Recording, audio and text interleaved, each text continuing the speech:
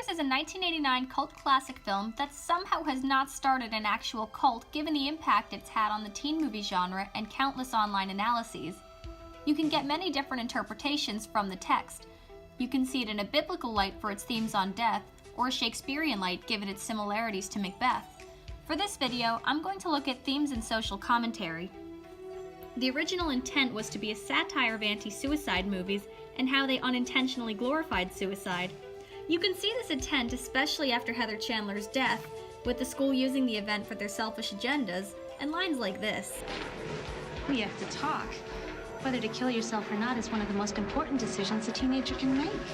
However, that's not supported by the whole film because of one thing. Heather Chandler and Curtin Ram were murdered. If it was truly an anti-suicide film, wouldn't the suicides have been genuine? So what is the point? Well, that's what leaves a lot of room for interpretation. Most interpretations, at least for what I've seen online, agree that the movie's a scathing critique, but of what is subject to debate. Some say it's about the Cold War, represented by red and blue coded characters fighting for dominance. Some say the Ronald Reagan years, represented by conservative views on the status quo. And none of these are particularly wrong. And many analyses do end up going in a similar direction. Since the film is a scathing critique, let's look at the characters and think about asking who's the real villain. Looking at the villain will allow us to see what values they embody and therefore what's being criticized.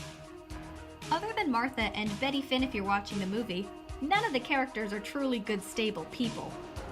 The Heathers are jerks, as are Curtin Ram, but the film makes it clear that they didn't deserve to die for that reason. JD, meanwhile, he's the cold-blooded killer, and he goads Veronica into doing these horrible murders, but he still has a complex human psychology. He has a distinct philosophy that can make him very much identifiable to viewers.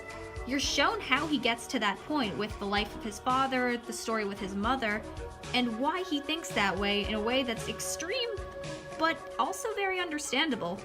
There's no excuse for what he does, and he most definitely is a villain, but I don't think he's the main villain. I think there's something bigger.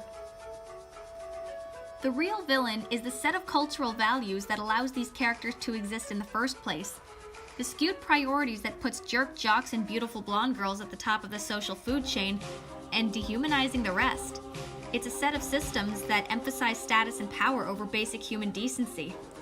Marginalized groups like Martha become the worst victims of these values, while self-appointed vigilantes like JD take it upon themselves to destroy the system by killing those who are the embodiment of these skewed values. It solves nothing, as even those at the top of the hierarchy suffer from these values too. Heather Chandler is sexually objectified, and Curtin Ram, while still top dogs, would probably have nothing to offer society beyond high school. Curtin Ram had nothing to offer the school but date rapes and AIDS jokes. Kudos to this movie for making fun of date rapists long before the Me Too movement. Even the ending shows how nothing's changed. Veronica mentions how taking out Heather Duke would just lead to someone else taking her place, with the possibility being Veronica herself. Tomorrow someone else is just gonna move into her place.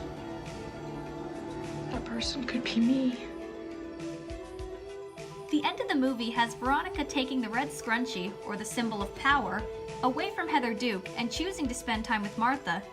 Veronica has taken power for herself and how she lives her life, but is now just benefiting from a flawed system. Nothing stops us from wondering if she'd become the new Heather Chandler. Though the ending seems happy, the somber music suggests otherwise. Nothing has changed.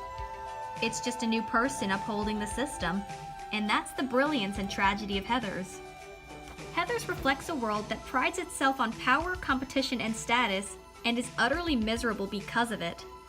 Perhaps instead of destroying those who wear the red scrunchie, maybe we'd be happier if we build a Westerberg where it isn't something everyone feels they need.